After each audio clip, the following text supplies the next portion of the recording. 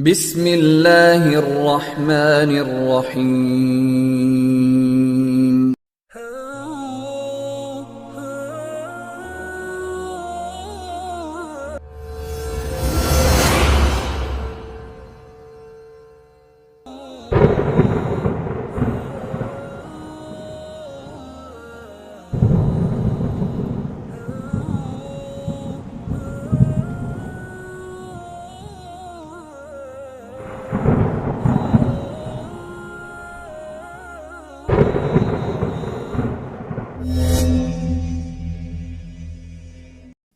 Pada kisah Nabi Yusuf alaihi salatu wassalam, di mana Allah subhanahu wa ta'ala berfirman dalam surah ke-19 dan seterusnya, waja'at sayyaratun fa'arsalu waridahum fa'adla dalwah qala ya bushra hadha gulam wa asarruhu bidha'atan wallahu alimun bima ya'malun. Dan datanglah sekelompok musafir, para pedagang. Mereka menyuruh seseorang untuk mengambil air. Lalu dia menurunkan timbanya. Tiba-tiba dia berkata, oh senangnya, ini adalah seorang anak muda. Kemudian mereka pun menyembunyikannya sebagai barang dagangan, dan Allah Maha mengetahui apa yang mereka lakukan. Jadi ketika Nabi Yusuf alaihi salatu wassalam dizalimi karena hasad saudara-saudaranya, dan inilah bahaya hasad. Bahaya hasad itu bisa mencelakakan manusia, bahkan bisa menghilangkan nyawa manusia. 10 saudara Nabi Yusuf alaihi salatu wassalam, mereka hasad kepada Nabi Yusuf alaihi salatu wassalam karena kedudukan Nabi Yusuf di hadapan ayahnya Nabi Allah Yaqub alaihi salatu wassalam. Karena terlalu dekatnya Nabi Yaqub kepada Yusuf, terlalu sayangnya Nabi Yaqub kepada Yusuf, sehingga menjadi hasad saudara-saudaranya, akhirnya berakhir dengan mencelakakan Nabi Yusuf alaihi salatu wassalam dan dimasukkan ke dalam sumur. Lah sumur ini sumur yang cukup dalam. Bisa saja Nabi Yusuf alaihi salatu wassalam mati dalam sumur itu. Akan tetapi Allah subhanahu wa ta'ala menolong Nabi Yusuf alaihi salatu wassalam. Bayangkan saja 3 hari dalam sumur, siapa yang tahan? Tetapi karena pertolongan Allah subhanahu wa ta'ala, Nabi Yusuf tetap hidup. Kemudian diutus malaikat Jibril, kemudian menghibur Nabi Yusuf alaihi salatu wassalam dalam sumur itu. Kemudian Jibril pun menghabarkan segala sesuatu yang akan terjadi setelah Yusuf dalam sumur itu, bahwa dia nanti akan diambil para musafir, kemudian akan dijual, kemudian yang membelinya adalah seorang yang sangat kaya, pejabat nomor 2 Mesir. Kemudian dia pun akan mengalami fitnah dari istrinya kelak setelah besar, dan begitu seterusnya dihabarkan. Dan itu yang membuat tenangnya Nabi Yusuf alaihi salatu wassalam dalam sumur itu. Maka ketika kemudian datang kafilah dagang yang mencari minum, akhirnya kemudian mereka melihat sumur, maka mereka senang. Akhirnya kemudian mereka menurunkan timba. Tiba-tiba timba itu berat. Rupanya Nabi Yusuf alaihi salatu wassalam memegang talinya, kemudian ditarik ke permukaan, dan mereka pun mengatakan, ya bushra hadha gulam, ya bushra hadha gulam, oh senangnya, ada seorang anak muda yang sangat tampan di sini. Kemudian mereka pun menyembunyikan Nabi Yusuf di dalam dagangan-dagangan mereka, yang kemudian akhirnya kemudian mereka pun membawa Nabi Yusuf alaihi salatu wassalam ke Mesir dan diperjualbelikan. Dan Allah subhanahu wa ta'ala menggambarkan dalam ayat selanjutnya, wa syarauhu bi thamanin bakhsin darahima ma'duda wa kanu fihi minaz zahidin. Dan mereka menjual Nabi Yusuf dengan harga yang rendah, yaitu beberapa dirham saja, sebab mereka tidak tertarik kepadanya. Jadi Nabi Yusuf alaihi salatu wassalam dijual oleh para pedagang ini dengan harga yang sangat murah. Mungkin 2 dirham, mungkin 3 dirham, 4 dirham, atau sekalipun seandainya Nabi Yusuf itu diambil begitu saja tanpa harus ada penukaran dengan dirham, atau dengan dinar, maka mereka akan melepaskannya. Artinya Nabi Yusuf tidak punya harga, karena mereka tidak tertarik dengan Nabi Yusuf alaihi salatu wassalam. Lah dari sinilah Allah subhanahu wa ta'ala hendak merubah nasib seseorang. Wa asa an taqrahu syai'an wa huwa khairul lakum. Terkadang sesuatu yang kita anggap benci, rupanya itu sebuah kebaikan di hadapan Allah subhanahu wa ta'ala. Nabi Yusuf alaihi salatu wassalam diuji dalam sumur, dihasadi oleh saudara-saudaranya, tapi di balik itu ada hikmah yang besar yang akan diterima Nabi Yusuf alaihi salatu wassalam. Maka datanglah seorang pembesar Mesir. Ada yang mengatakan Al-Aziz adalah orang nomor 2-nya daripada Malikul Misra, Raja Mesir, Fir'aunnya Mesir. Jadi dia adalah orang nomor 2 dalam kerajaan. Tentu orang nomor 2 bukan orang biasa. Dia tinggal di istana dengan segala kekayaannya, dengan segala kenikmatannya, dengan istrinya yang sangat cantik parasnya, dengan dayang-dayang dan pembantunya, dan begitu seterusnya. Lah Allah takdirkan pejabat Mesir Al-Aziz ini tidak diberikan keturunan oleh Allah subhanahu wa ta'ala, tidak punya anak. Akhirnya kemudian istrinya Imra'atu Aziz, ada yang mengatakan namanya Zulaiha, ingin membahagiakan suaminya. Karena tidak punya keturunan, akhirnya mereka pun berniat untuk mengambil anak untuk diadopsi, menjadi anak angkat mereka. Kemudian mereka pun datang ke pasar budak untuk membeli seorang anak untuk diambil sebagai anak angkat mereka. Maka Allah subhanahu wa ta'ala berfirman, wa qala alladhi ishtarahu min Misra limra'atihi aqrimi mathwai asa ayyan fa'una aw yattakhidahu walada wa kadzalika makkanna li Yusuf fil ardi walinu'allimahu min ta'wilil ahadits wallahu ghalibun ala amrih walakinna aktsaran nasi la ya'lamun. Dan orang Mesir yang membelinya berkata kepada istrinya, berikanlah kepadanya tempat yang layak, tempat yang baik. Mudah-mudahan dia bermanfaat bagi kita, atau kita pungut dia sebagai anak. Dan demikianlah kami memberikan kedudukan yang sangat baik kepada Yusuf di negeri Mesir, dan agar kami ajarkan kepadanya takwil mimpi, dan Allah berkuasa terhadap urusannya, akan tapi kebanyakan manusia tidak memahaminya. Ma'asyiral muslimin yang dimuliakan Allah subhanahu wa ta'ala, ketika Nabi Yusuf alaihi salatu wassalam dilempar ke dalam sumur oleh 10 saudaranya, ketika itu usia Nabi Yusuf alaihi salatu wassalam 10 tahun, artinya belum balik. Dan Nabi Yusuf alaihi salatu wassalam itu diberikan ketampanan oleh Allah subhanahu wa ta'ala. Nabi tertampan, dia mendapatkan separuh ketampanan Adam alaihi salatu wassalam. Kemudian juga diberikan akhlak yang sangat baik. Ya tentu karena dia adalah turunan seorang Nabi.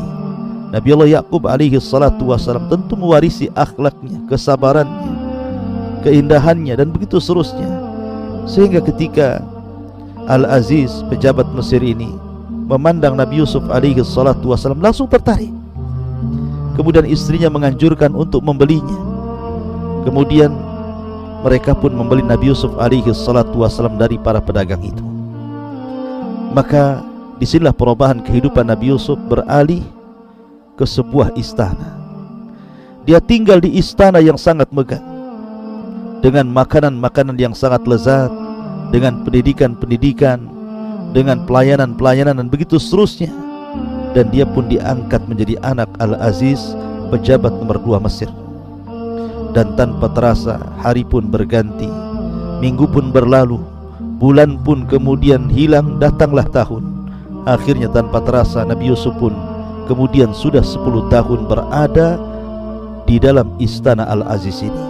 Berarti Nabi Yusuf alaihi salatu wassalam sudah berusia 20 tahun. Maka ketampanan Nabi Yusuf alaihi salatu wassalam semakin tampak. Bersihnya wajahnya, bersihnya badannya, tampannya, akhlaknya, senyumnya, dan begitu seterusnya. Itu pula yang menjadikan kemudian istri Al-Aziz bukannya sayang malah kemudian tertarik dan jatuh cinta kepada Nabi Yusuf alaihi salatu wassalam. Akhirnya karena dia tidak mendapatkan pelayanan, kepuasan dari suaminya, maka dia pun kemudian ingin memuaskan dirinya dan hendak melakukan perzinahan dengan Nabi Yusuf alaihi salatu wassalam.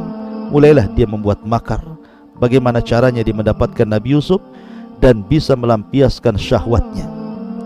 Allah subhanahu wa ta'ala berfirman, warawadtuhu allati huwa fi baitiha an nafsihi wa ghallaqatil abwab wa qalat hayta lak qala ma'adallah innahu rabbi ahsana mathwaya innahu la yuflihu zalimun. Dan perempuan, maksudnya yang dia tinggal di rumahnya, maksudnya istri daripada Al-Aziz Zulaikha ini, menggoda Nabi Yusuf alaihi salatu wassalam. Kemudian dia menutup pintu-pintunya, mengunci jendela-jendelanya. Kemudian dia pun berkata kepada Nabi Yusuf alaihi salatu wassalam, hai talak, mendekatlah kemari, mendekatlah kepadaku. Tapi Yusuf alaihi salatu wassalam kemudian berkata, aku berlindung kepada Allah, sungguh Tuanku telah memperlakukan diriku dengan baik, dan sesungguhnya orang-orang zalim itu tidak akan beruntung. Nabi Yusuf alaihi salatu wassalam menolak ajakan daripada istri Al-Aziz ini. Tentu bagaimanapun dia sudah banyak berjasa kepada dirinya. Al-Aziz sudah banyak berjasa kepada dirinya, membesarkan dirinya, memberikan makanan yang bergizi, pendidikan dan begitu seterusnya. Tidak mungkin dia mengkhianati kebaikan manusia. Karena bagaimanapun seorang muslim, kita dalam Islam saja tidak boleh melupakan kebaikan orang. Dan itu ajaran Nabi SAW. Nabi tidak pernah melupakan kebaikan manusia. Bahkan ketika orang-orang Ansar dalam pembagian ghanimah yang dilakukan Nabi SAW pasca perang Hunain, orang-orang Ansar ini mereka merasa cemburu karena Nabi SAW membagi-bagikan ghanimah kepada orang-orang muhajirin lebih banyak dibandingkan kepada mereka, sehingga akhirnya kemudian mereka pun kecil hati dan menganggap sesuatu yang dilakukan Nabi SAW kurang benar. Tapi kemudian Nabi SAW mengingatkan kebaikan mereka, karena Nabi tidak pernah melupakan kebaikan mereka. Nabi SAW mengatakan, kalau seandainya kalian bicara pasti benar dan pasti kebenarkan. Kemudian Nabi memuji orang-orang Ansar karena kebaikan mereka. Begitulah Nabi SAW tidak pernah melupakan kebaikan. Begitu juga Nabi Yusuf alaihi salatu wassalam tidak pernah melupakan kebaikan Al-Aziz yang sudah merawatnya, yang sudah mengambil dia dari sumur, dari hasadnya saudara-saudaranya, dari perbudakan akhirnya diangkat menjadi anak seorang pejabat Mesir besar, orang nomor 2 Mesir. Makanya dia kemudian menolak ajakan istrinya karena ini termasuk berkhianat kepada kebaikan Al-Aziz yang sudah merawatnya. Makanya dia tolak. Ketika Nabi Yusuf alaihi salatu wassalam betul-betul digoda, dimasukkan ke dalam rumahnya Al-Aziz, pintu-pintu dikunci, jendela-jendela dikunci, tidak ada siapapun di situ. Tetapi Nabi Yusuf alaihi salatu wassalam berusaha untuk menjaga dirinya. Bahkan Allah subhanahu wa ta'ala menjelaskan, walaqad hammat bihi wa hamma biha laula an ra'a burhana rabbih kadzalika nasrifu anhu su wal fahsya innahu min ibadinal mukhlasin. Dan sungguh perempuan itu telah berkehendak kepada Yusuf, menginginkan Yusuf untuk supaya melampiaskan syahwatnya, dan Yusuf pun berkehendak kepadanya.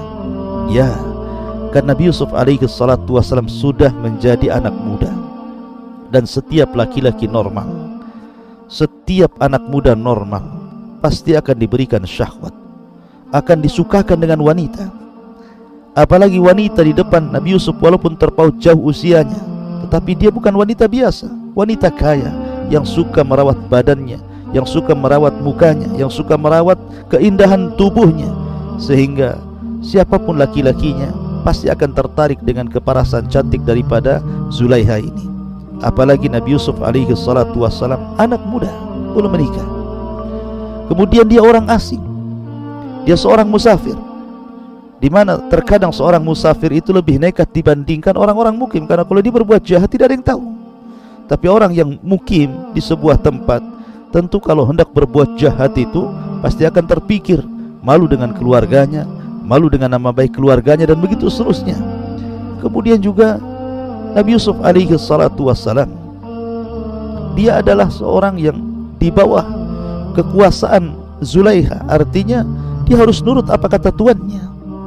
Akan tetapi Nabi Yusuf alaihi salatu wassalam diberikan oleh Allah Azza wa Jal untuk tidak melayani syahwat daripada Zulaiha ini. Dia tolak, ya. Ma'asyiral muslimin yang dimuliakan Allah Azza wa Jal, bahkan dalam hatinya sebenarnya Yusuf juga berkehendak. Makanya Allah mengatakan wa hamma biha, dan Yusuf pun sebenarnya dalam hatinya kepengen melakukan itu. Ya wajar, namanya anak muda, belum menikah, kemudian seorang musafir, kemudian orang asing, jauh dari keluarga, kemudian dihadapkan kepada wanita yang sangat cantik parasnya. Siapa yang tidak tergoda dengan Zulaiha? Tetapi Allah subhanahu wa ta'ala tolong Nabi Yusuf. Makanya Allah mengatakan laula an ra'a burhana rabbi, kalau sekiranya dia tidak melihat tanda-tanda dari Tuhannya yang demikian besar, kemudian kami palingkan darinya keburukan dan kekejian, sungguh dia Yusuf termasuk hamba-hamba yang terpilih. Sebagian ulama mengatakan yang dimaksud burhan di sini artinya, jadi Nabi Yusuf malu ketika melihat berhala. Jadi di situ di kamar Zulaiha itu ada berhala. Kemudian dia tutup berhala itu. Padahal berhala itu tidak berakal, tidak bisa bicara, tidak bisa mendengar. Tetapi karena dia malu dengan berhala itu, maka kemudian dia tidak jadi mengikuti apa kemauan daripada Zulaiha. Ada juga yang mengatakan yang dimaksud burhan di sini adalah dia teringat dengan bapaknya Yakub. Dia teringat dengan kebaikan Yakub ayahnya, sehingga dia menolak permintaan wanita itu. Ada juga yang mengatakan dia teringat dengan perkataan Jibril, dan ini yang benar dalam sumur itu, bahwa nanti engkau wahai Yusuf akan digoda oleh seorang wanita yang bernama Zulaiha, maka jangan kau tanggapi godaannya. Makanya Nabi Yusuf alaihi salatu wassalam dihindarkan oleh Allah subhanahu wa ta'ala dari keburukan. Ma'asyiral muslimin yang dimuliakan Allah Azza wa Jalla. Tapi lihat bagaimana wanita yang sudah tergila-gila dengan Nabi Yusuf ini. Dia membuat makar. Kemudian mengatakan, Al-Quran berfirman, wastabaqal bab wa qaddat qamisahu min duburin wa alfaya sayyidaha ladal bab qalat ma jaza'u man arada bi ahlika su'an illa an yusjan aw adzabun alim. Dan keduanya berlomba-lomba menuju pintu.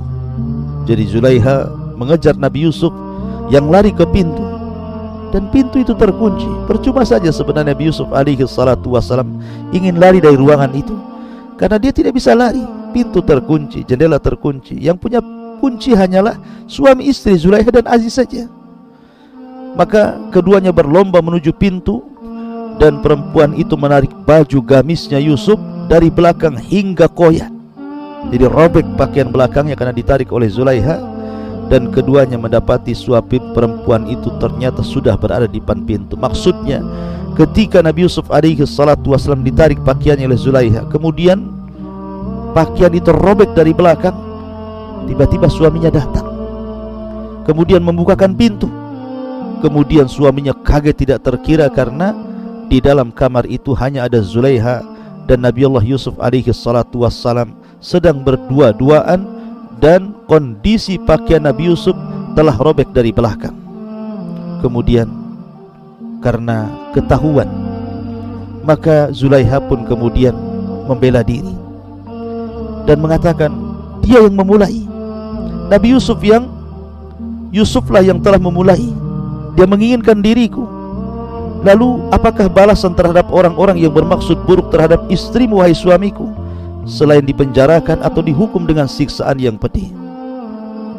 Maka Nabi Yusuf alaihi salatu wassalam tentu difitnah seperti itu, dia pun melakukan pembelaan. Tidak mungkin diam saja. Makanya dia mengatakan, qala hiya rawadatni an nafsi. Dia yang menggodaku duluan, bukan aku yang merayunya duluan. Ya, jadi Yusuf alaihi salatu wassalam membela diri, ya, bahwa aku tidak pernah melakukannya, aku tidak pernah memulai dahulu. Dia yang menginginkan diriku. Dan Al-Aziz ini orang yang berakal, ya, dia tahu bahwa yang salah istrinya. Apalagi ketika itu ada pembantunya, ada budaknya, ada khadimnya yang sedang membawa anak bayi. Tiba-tiba anak bayi itu bisa bicara. Allah subhanahu wa ta'ala buat dia bisa bicara. Itulah yang Allah firmankan, wa syahida syahidum min ahliha, wa syahida syahidum min ahliha, dan bersaksilah.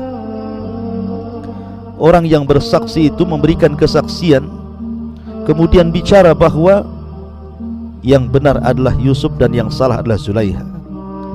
Dan syahidah syahid maksudnya orang yang bersaksi ini adalah bayi kecil yang belum bisa bicara, tapi Allah buat dia bicara. Kemudian dia pun mengatakan, in kana qamisuhu qudda min qubulin fasadaqat wa huwa minal kadhibin, wa in kana qamisuhu qudda min duburin fakadzabat wa huwa minas sadiqin. Kata bayi ini, dia mengatakan, kalau seandainya baju gamis itu koyak dari depan, berarti wanita itu yang benar dan Yusuf termasuk orang yang dusta.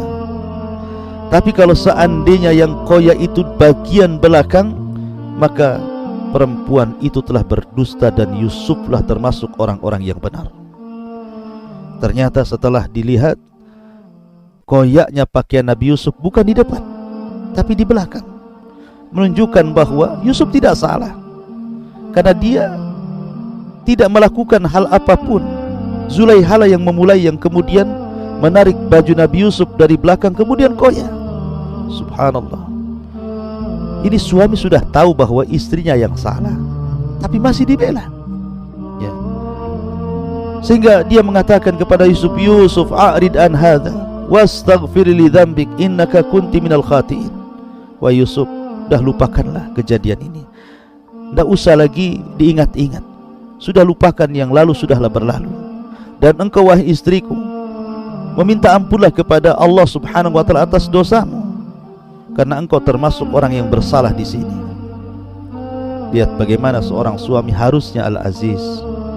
Harusnya Al-Aziz ini bijaksana. Dia harus menasihati istrinya. Dan saya kira kalau di zaman sekarang ada suami kemudian melihat istrinya berselingkuh dengan laki-laki lain, apa yang terjadi? Pasti punya kecemburuan. Makanya dalam Islam itu, orang-orang yang dianggap dayus itu dilaknat dalam Islam.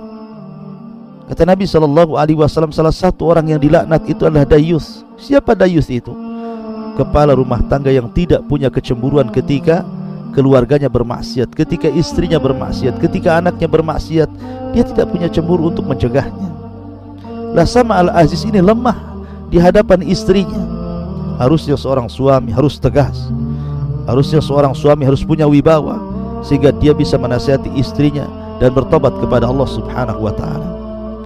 Karena kejadian ini diketahui oleh para pembantu dan orang-orang istana sekitar Aziz, maka menyebarlah gosip yang tidak sedap kepada Zulaiha ini. Rupanya istri-istri pejabat yang lainnya, mereka mendengar bahwa Zulaiha telah menginginkan budaknya, padahal dia seorang yang merdeka. Dia pejabat, istri pejabat, orang kaya.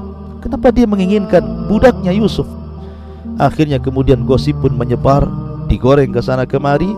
Maka Zulaiha wanita yang cerdas, dia tidak tahu siapa Nabi Yusuf alaihi salatu wassalam. Akhirnya kemudian Allah menggambarkan di dalam Al-Quran, wa qala niswatun fil madinah imra'atul aziz turawidu fataha an nafsihi qad saghafaha hubba inna lanaraha fi dhalalin mubin. Dan perempuan-perempuan di kota itu menyebarkan isu, istri Aziz telah menggoda dan merayu pelayannya, pembantunya, budaknya untuk menundukkan untuk dirinya. Subhanallah, ya. Kemudian mereka pun mengatakan, sungguh wanita itu telah dimabuk cinta dengan pembantunya, maka kami pasti memandang dia dalam kesesatan yang nyata. Jadi mulailah wanita-wanita, ada yang mengatakan 40 istri pejabat di zaman itu menggosipi Zulaiha yang merupakan istri daripada Al-Aziz karena perbuatannya. Tetapi istrinya Aziz ini wanita berakal. Sekali saya katakan dia orang cerdas. Mereka wanita-wanita tidak tahu bagaimana tampannya Nabi Yusuf alaihi salatu wassalam. Akhirnya kemudian dia pun membuat makar. Dia pun membuat jamuan makanan dengan menyediakan buah-buahan, makanan-makanan yang sangat sedap, kemudian dihidangkan. Diundanglah wanita-wanita itu, sebanyak 40 wanita-wanita pejabat Mesir diundang yang sudah menggosipi dirinya. Maka datanglah wanita-wanita ini, kemudian duduk berbaris. Di depannya ada buah-buahan dan makanan, kemudian disuruh untuk memegang pisau masing-masing. Maka ketika itu mereka tidak tahu apa yang akan dilakukan Zulaikha.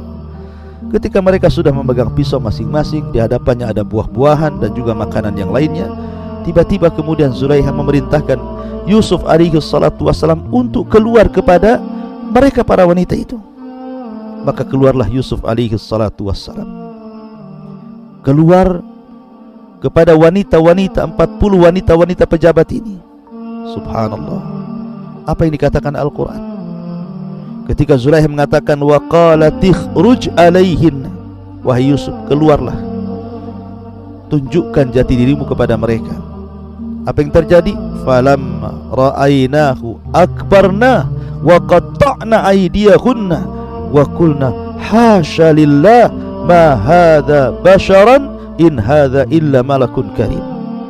Apa yang terjadi ketika Zulaikha meminta Nabi Yusuf untuk keluar, menampakkan dirinya di hadapan wanita-wanita itu? Maka perempuan-perempuan, istri-istri pejabat yang sedang duduk di depannya hidangan, di tangannya pisau, ketika melihat Nabi Yusuf alaihi salatu wassalam, mereka terpesona dengan keelokan rupa Nabi Yusuf, dengan ketampanan Nabi Yusuf, dan tanpa sadar mereka pun melukai tangan-tangan mereka dengan pisau-pisau itu, seraya mereka berkata, Maha sempurna Allah, ini bukan manusia, ini adalah malaikat yang sangat mulia. Kenapa mereka mengatakan seperti itu? Malaikat itu tidak punya syahwat. Artinya Nabi Yusuf alaihi salatu wassalam ketika keluar menuju wanita-wanita itu, dia tidak pernah memandang wanita-wanita itu. Dia tundukkan pandangannya. Padahal wanita di hadapan Nabi Yusuf itu bukan wanita biasa. Mereka wanita-wanita pejabat. Mereka wanita-wanita yang parasnya cantik rupawan, wanita-wanita tercantik di Mesir. Tetapi Nabi Yusuf alaihi salatu wassalam tidak tergoda dengan mereka, tetap menundukkan pandangan. Tapi wanita-wanita itu kemudian terpesona dengan Nabi Yusuf, melihat ketampanannya, parasnya yang indah. Mereka pun mengatakan, ma hadza basyara, ini bukan manusia, in hadza illa malakun karim, ini pasti malaikat, karena tampannya luar biasa. Tanpa sadar mereka pun kemudian memotong-motong jari-jari mereka, melukai jari-jari mereka dengan pisau-pisau yang di tangannya, dan tanpa terasa. Subhanallah. Kenapa? Bukankah kalau orang teriris itu kesakitan? Ini tidak. Wanita itu tidak berteriak kesakitan karena terlukai dengan pisau yang di tangannya. Ya, kata ulama mengatakan, karena apabila seseorang melihat sesuatu yang dicintainya, maka itu bisa menghilangkan rasa sakit yang ada pada dirinya. Lihat Bilal bin Rabah diadab oleh Allah subhanahu, diadab oleh orang-orang Quraisy, oleh majikannya karena hanya beriman kepada syariat Rasul sallallahu alaihi wasallam. Dibawa ke padang pasir, kemudian diikat di batu, di atas terik matahari yang luar biasa, di padang pasir yang gersang, kering kelontang, yang tidak ada air sama sekali. Tapi Bilal tidak pernah merasakan sakit, dan dia hanya mengatakan ahadul ahad, ahadul ahad. Ya, karena kecintaannya kepada Allah sehingga melenyapkan rasa sakit cambukan tuannya, dan baru berhenti kalau seandainya tuannya lelah. Maka wanita-wanita ini juga karena melihat ketampanan Nabi Yusuf, akhirnya mereka terpesona, lupa bahwa tangan mereka sudah terlukai dengan pisau-pisau itu. Kalimat qatta dengan menggunakan tasdid itu beda dengan qata. Ya, kalau qata'a itu hanya mungkin satu irisan saja, tapi kalau qatta itu artinya beriris-iris. Ya. Jadi melukai itu berkali-kali, tangannya dilukai dengan pisau itu, dan mereka tidak merasakan sakit karena terpukul dengan ketampanan Nabi Yusuf alaihi salatu wassalam. Barulah kemudian mereka paham kenapa Zulaikha tertarik dengan Yusuf alaihi salatu wassalam. Maka Akhirnya kemudian setelah itu terjadi, barulah kemudian Zulaiha mengatakan, qalat fadzalikunna alladhi lumtunnani fihi wa laqad rawattuhu an nafsi fasta'sam wa la illam yaf'al ma amuruhu la yusjananna wa la yakunanna minas saghirin. Dan istrinya Al-Aziz berkata, itulah orangnya yang menyebabkan kamu mencela aku karena aku tertarik kepadanya, dan sungguh aku telah menggoda untuk menundukkan dirinya, tapi dia menolaknya. Yusuf menolaknya, ya, karena dia tahu bahwa perbuatan itu tidak benar.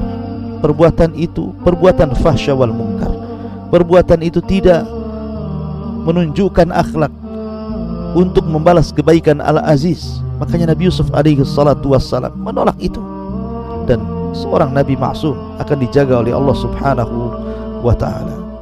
Nah, ketika kemudian Zulaiha sudah menggoda Nabi Yusuf dengan cara yang halus, tidak bisa juga, mulailah dia menggoda Nabi Yusuf dengan cara yang kasar, dengan cara mengancam Nabi Yusuf alaihi salatu wassalam, dan mengatakan jika dia tidak melakukan apa yang aku perintahkan, niscaya dia akan dipenjarakan dan dia akan menjadi orang yang hina.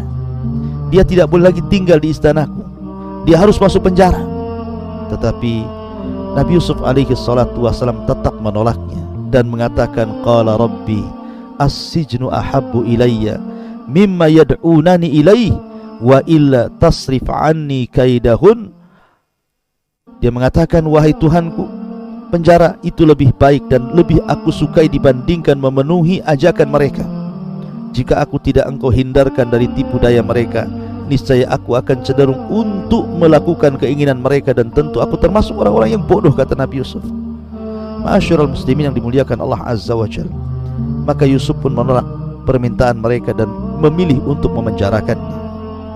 Nah, dari sini akhirnya suami-suami dari istri-istri pejabat itu mendengar bagaimana mereka sudah mengkhianati mereka dengan melihat Nabi Yusuf alaihi salatu wassalam. Makanya mereka takut kalau seandainya keberadaan Nabi Yusuf itu memfitnah mereka.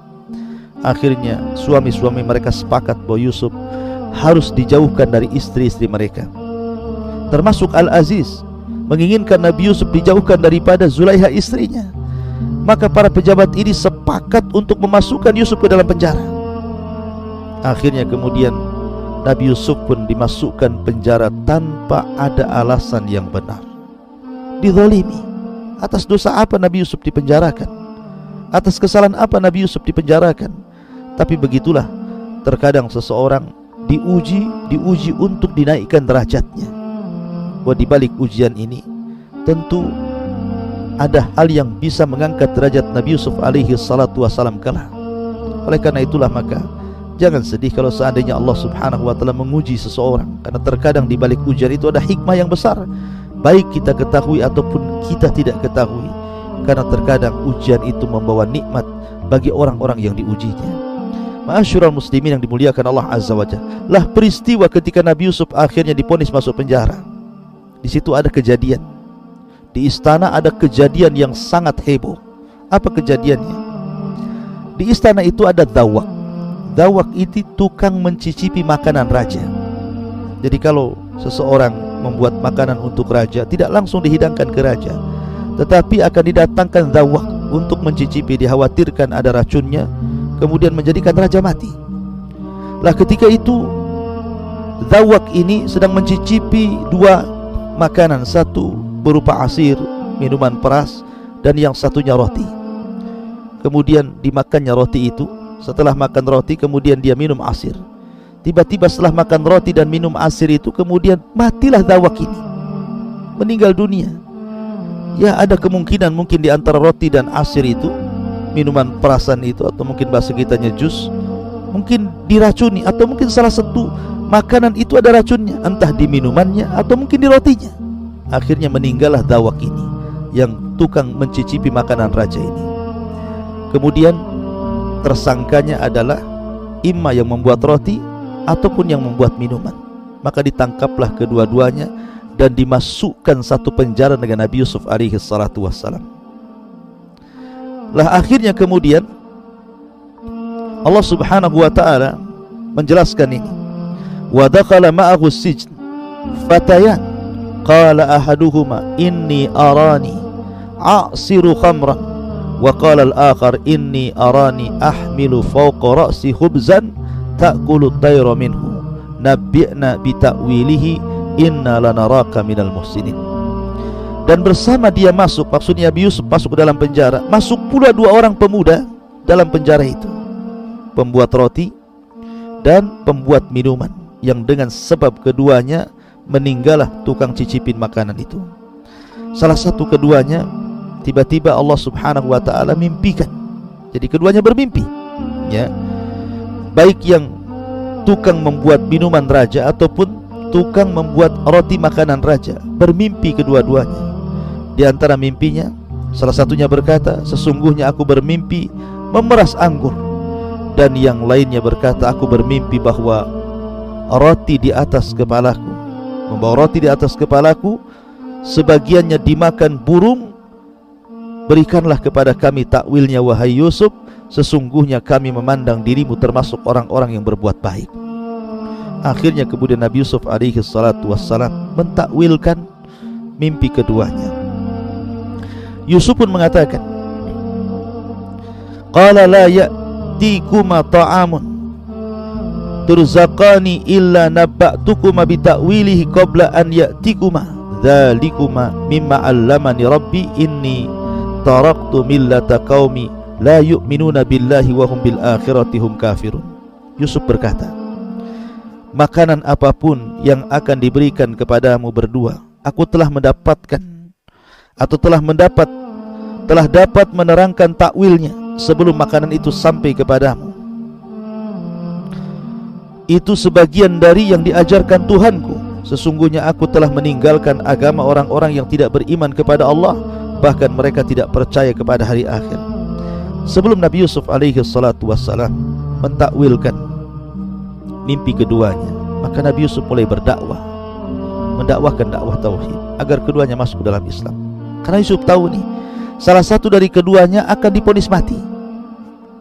Karena salah satu keduanya telah meletakkan racun. Kalau seandainya tidak dimakan zawak, tentu raja akan mati, ya. Tapi karena kemudian yang mencicipi dulu adalah zawaknya, maka dia yang meninggal sebelum sampai ke makanan raja itu. Dan Yusuf tahu kalau kedua-duanya keluar dari penjara, pasti salah satunya akan dibunuh, karena sudah berani meracuni raja, ya. Makanya Nabi Yusuf alaihi salatu wassalam ingin mendakwai keduanya, ingin mengajak keduanya ke dalam tauhid. Makanya Nabi Yusuf alaihi salatu wassalam mulai berdakwah kepada keduanya, mengajak mereka berdua kepada tauhid. Dan dia mengatakan, wattabi' millata abai Ibrahim wa Ishaq wa Yaqub ma kana lana an nusyrika billah min syai'in dzalika min fadlillahi alaina wa 'alan nas walakinna aktsaran nas la yashkurun. Wattaba'tu millata abai Ibrahim, dan aku mengikuti agama nenek moyangku Ibrahim. Wattaba'tu millata abai Ibrahim, kemudian juga Ishak, kemudian Yakub. Tidak pantas bagi kami para nabi mempersekutukan sesuatu apapun dengan Allah. Itu adalah dari karunia Allah kepada kami dan kepada manusia semuanya, tetapi kebanyakan manusia tidak bersyukur kepada Allah subhanahu wa ta'ala. Intinya bahwa Nabi Yusuf terus mendakwai orang ini, tapi tidak dijelaskan dalam Al-Quran apakah keduanya kemudian masuk Islam, ikut ajaran Nabi Yusuf alaihi salatu wassalam. Yang jelas bahwa Nabi Yusuf alaihi salatu wassalam berusaha untuk berdakwah kepada keduanya sebelum mentakwilkan mimpinya, karena Yusuf tahu bahwa salah satu dari keduanya pasti akan dibunuh, ya. Mulai setelah itu Nabi Yusuf alaihi salatu wassalam mentakwilkan mimpi keduanya. Apa takwilnya?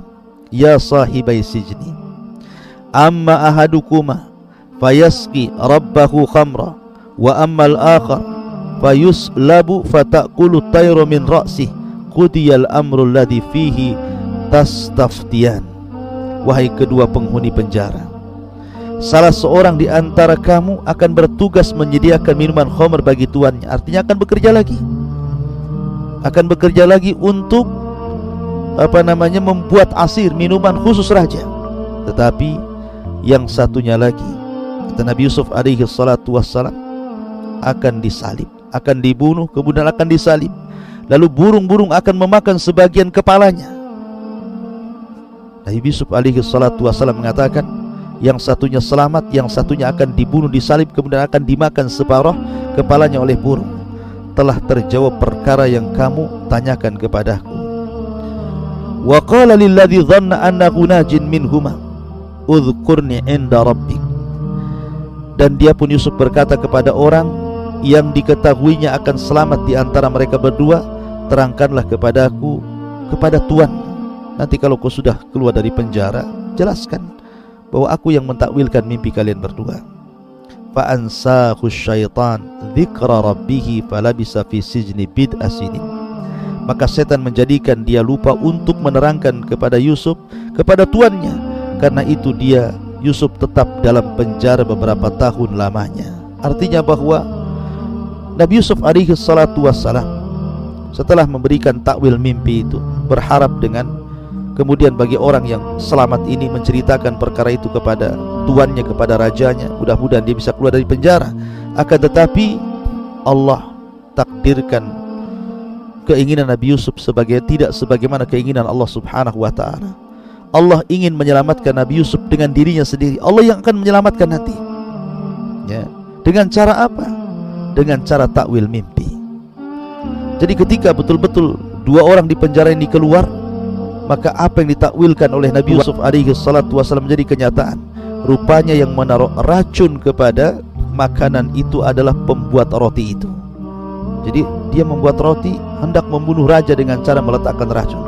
Tetapi kemudian roti itu kemudian dicicipi oleh Zawak, maka Zawaklah kemudian yang meninggal dunia. Akhirnya setelah keluar penjara dia pun dieksekusi mati, kemudian disalib, dan sebagian kepalanya dimakan burung, persis seperti takwilnya Nabi Yusuf alaihi salatu wasallam. Adapun yang suka membuat air, suka membuat asir, selamat, sehingga tidak dibunuh karena tidak berbuat jahat, tidak meletakkan racun untuk raja. Akhirnya kemudian dia pun lupa nasihat Nabi Yusuf alaihi salatu wassalam. Akhirnya Yusuf pun terpaksa harus mendekam di penjara lebih lama lagi, sampai 10 tahun. Setelah kejadian itu, Nabi Yusuf alaihi salatu wassalam tetap dalam penjara. Subhanallah, di penjara tanpa ada salah, di penjara tanpa ada alasan, di kezaliman, ya, hasadnya para pejabat Mesir, ya, karena dikhawatirkan kemudian wanita-wanita itu tertarik dan terpesona dengan Nabi Yusuf alaihi salatu wasallam, dari kezaliman, ya. Lah ketika itu Allah subhanahu wa ta'ala takdirkan sang raja bermimpi. Sang raja bermimpi. Makanya saya katakan kisah Nabi Yusuf ini unik. Permulaan kisah bicara mimpi, dan sekarang kita masuk pertengahan kisah juga bicara mimpi, ya. Dan nanti di akhir kisah pun bicara mimpi. Lah sang raja ini bermimpi. Apa mimpinya? Wa qala al-maliku inni ara sab'a baqaratin siman ya'kuluhunna sab'u ijab wa sab'a sumbulatin khudrin wa ukhra yabisat ya ayyuhal mala'u uftuni fi ru'yaya in kuntum li ru'yaya ta'burun. Qalu adghasu ahlamin wa ma nahnu bi ta'wilil ahlami bi'alimin. Dan raja pun berkata kepada para pemukanya, sesungguhnya aku bermimpi semalam melihat 7 ekor sapi betina yang gemuk dimakan oleh 7 ekor sapi betina yang kurus. Subhanallah, ini mimpinya aneh. Harusnya yang gemuk memakan yang kurus, ini pula yang kurus memakan yang gemuk, ya. Dan sapi itu tidak mungkin memakan sapi. Mana ada sapi makan sapi? Sapi bukan kanibal, sapi bukan pemakan daging, sapi itu pemakan rumput. Maka ini mimpinya aneh, ya. Kata raja, dia mengatakan, sesungguhnya aku bermimpi melihat 7 ekor sapi betina yang gemuk dimakan oleh 7 ekor sapi betina yang kurus. Bukan itu saja, 7 tangkai gandum yang hijau kemudian menyatu dengan 7 tangkai yang lainnya yang kering. Kemudian raja mengatakan, wahai para pemuka, terangkanlah kepadaku tentang takwil mimpiku ini, jika kalian bisa mentakwilkan mimpiku. Tetapi para pejabat itu mengatakan, mimpi-mimpi itu hanyalah cerita kosong dan kami tidak mampu mentakwilkan mimpimu. Itu hanya sekedar nyanyian-nyanyian tidur saja. Itu hanya bunga-bunga tidur saja, tidak usah didengar wahai raja. Tapi raja ini bermimpi bukan sekali, berkali-kali dengan mimpi yang sama. Makanya dia terus meminta agar pemukanya itu mencari orang untuk bisa mentakwilkannya. Lah kebetulan yang keluar dari penjara yang selamat dan tidak dibunuh itu, karena dia memang tidak berbuat jahat, tidak meletakkan racun pada minuman. Dia teringat bahwa di penjara itu ada seseorang yang bisa mentakwilkan mimpi. Akhirnya dia bertemu dengan raja, kemudian bercerita bahwa aku bisa mentakwilkan mimpimu, tapi aku harus menanyakan kepada orang yang di penjara itu, maksudnya Nabi Yusuf alaihi salatu wassalam. Akhirnya sang raja pun mengizinkan agar dia datang ke penjara. Selepas sampai di penjara, dia mengatakan kepada Nabi Yusuf alaihi salatu wassalam, Yusuf ayyuhas siddiq, aftina fi sab'i baqaratin siman ya'kuluhunna sab'u injab wa sab'i sumbulatin hudrin wa ukhra yabisat la'alli arji ilan nas la'allahum ya'lamun. Yusuf, wahai orang yang sangat dipercaya, terangkanlah kepada kami takwil mimpi tentang 7 ekor sapi betina yang gemuk, yang dimakan oleh 7 ekor sapi betina yang kurus, kemudian 7 tangkai gandum yang hijau, kemudian menyatu dengan 7 tangkai yang lainnya yang kering, agar aku bisa kembali kepada orang-orang itu, agar mereka mengetahui takwil mimpi sang raja. Maka Yusuf alaihi salatu wassalam mulai mentakwilkan mimpinya dan mengatakan, tazra'una sab'a sinin da'aba fama hasadtum fadaruhu fi sumbulihi illa qalilan mimma ta'kulun. Dan dia pun Yusuf berkata, agar kamu bercocok tanam 7 tahun berturut-turut sebagaimana biasa, kemudian apa yang kamu tuai hendaklah kamu biarkan di tangkainya kecuali sedikit untuk yang kalian makan. Artinya Nabi Yusuf ingin katakan bahwa 7 tahun setelah ini akan terjadi kekeringan, akan terjadi paceklik hebat, akan terjadi kelaparan, akan banyak kemudian sapi-sapi yang tadinya gemuk menjadi kurus, ya, akan terjadi kelaparan di mana-mana. Makanya 7 tahun dari sekarang harus dipersiapkan. Lah akhirnya kemudian setelah mendapatkan takwil mimpi itu, maka orang yang memeras anggur itu kemudian mendatangi sang raja, kemudian menceritakan takwil mimpi Nabi Yusuf alaihi salatu wassalam. Senanglah raja. Kemudian raja pun memberikan imbalan kepada Nabi Yusuf alaihi salatu wassalam untuk bebas dari penjara. Tapi Nabi Yusuf alaihi salatu wassalam tidak mau bebas begitu saja, ya, tidak mau bebas begitu saja. Dia ingin kasusnya terungkap, bahwa dia tidak salah. Yang salah itu adalah Zulaiha, yang salah itu adalah wanita-wanita yang sudah merayunya, yang salah itu adalah pejabat-pejabat yang sudah masukkan dia ke penjaranya, ya. Jadi dia tidak mau kemudian keluar begitu saja. Akhirnya kemudian Nabi Yusuf alaihi salatu wassalam meminta kepada sang raja untuk memberikan alasan bahwa dia tidak salah, dia tidak berbuat zalim, sehingga harus masuk penjara tanpa alasan. Ma'asyiral muslimin yang dimuliakan Allah subhanahu wa ta'ala. Kemudian dipanggillah oleh sang raja ini Zulaiha, kemudian 40 wanita-wanita pejabat termasuk juga suami-suaminya, ya. Kemudian ditanya, raja langsung yang mengadili ini dan mengatakan, ma khatbukunna id rawattunna Yusuf an nafsihi qulna hasya lillah ma alimna alaihi min su qalat imra'atul aziz al-ana khasal haq ana rawattuhu an nafsi wa annahu laminas sadiqin. Raja pun berkata kepada perempuan-perempuan itu, bagaimana keadaanmu ketika kamu menggoda Yusuf untuk menundukkan dirinya kepada kalian? Mereka berkata, Maha sempurna Allah, kami tidak mengetahui sesuatu keburukan darinya. Lalu istri Aziz mengatakan, sekarang jelaslah kebenaran itu, akulah yang menggoda dan merayunya, dan sesungguhnya dia termasuk orang-orang yang benar. Dari sini terungkap kasusnya. Karena bagaimanapun ketika wanita-wanita itu melalui Nabi Yusuf alaihi salatu wassalam, ada bukti di tangan-tangan mereka berupa luka-luka pisau-pisau, goresan-goresan pisau berkali-kali, sehingga luka-luka itu tidak mungkin kemudian hilang begitu saja. Dan itu menjadi bukti bahwa mereka yang salah menggoda Nabi Yusuf, hendak menjerumuskan Yusuf kepada keburukan, ya. Tetapi wanita-wanita itu tidak mengakui kecuali Zulaiha. Betul-betul dia bersaksi dengan saksi yang jujur dan mengatakan memang aku yang salah, aku yang menggodanya.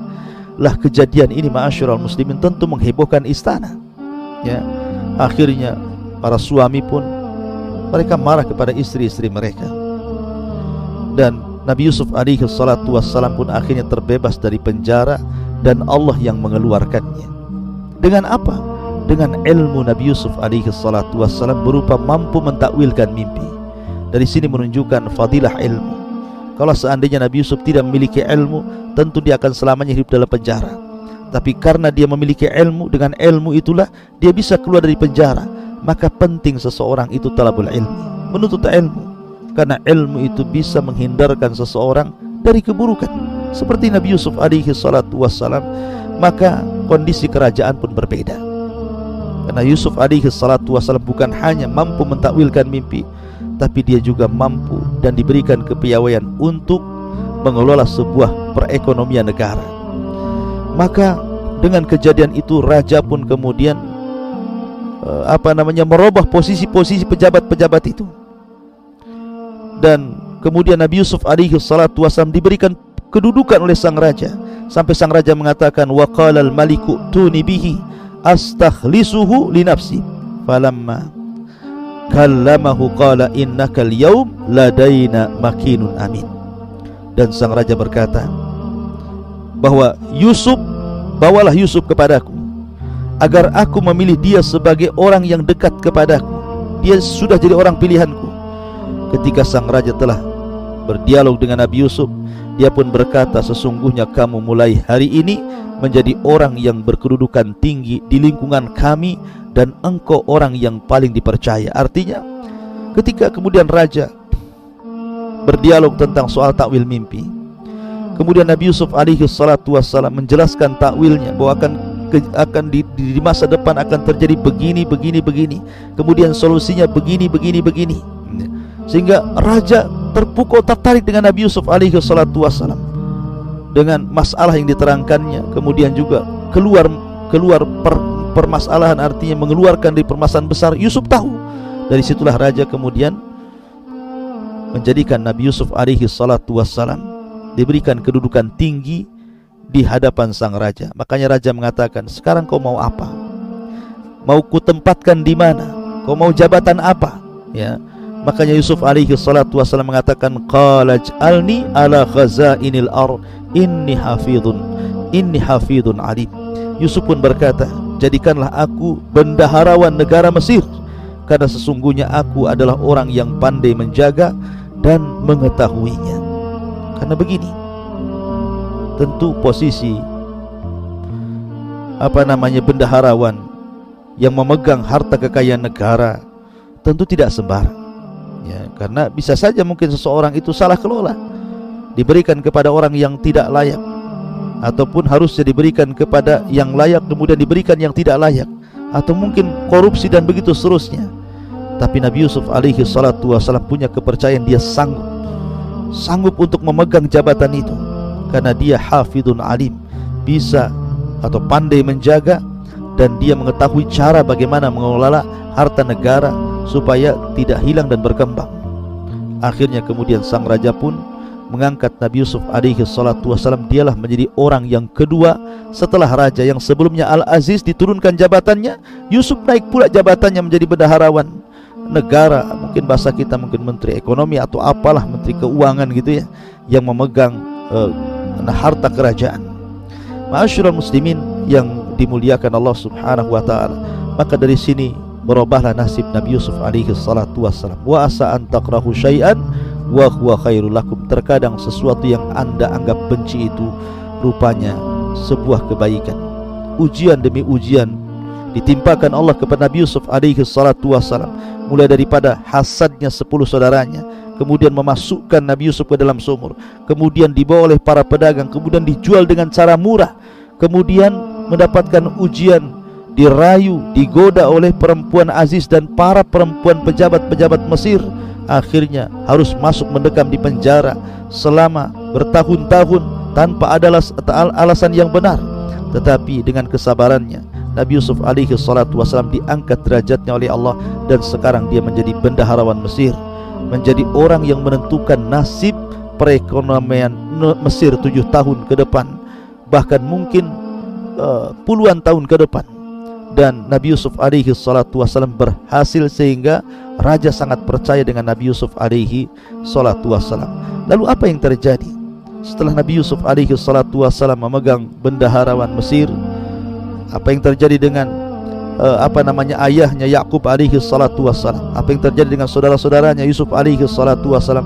Tentu ini pembahasan yang sangat panjang. Nanti insyaallah kita akan lanjutkan lain kesempatan. Mudah-mudahan ada manfaatnya. Subhanakallah bihamdika, asyhadu an la ilaha illa anta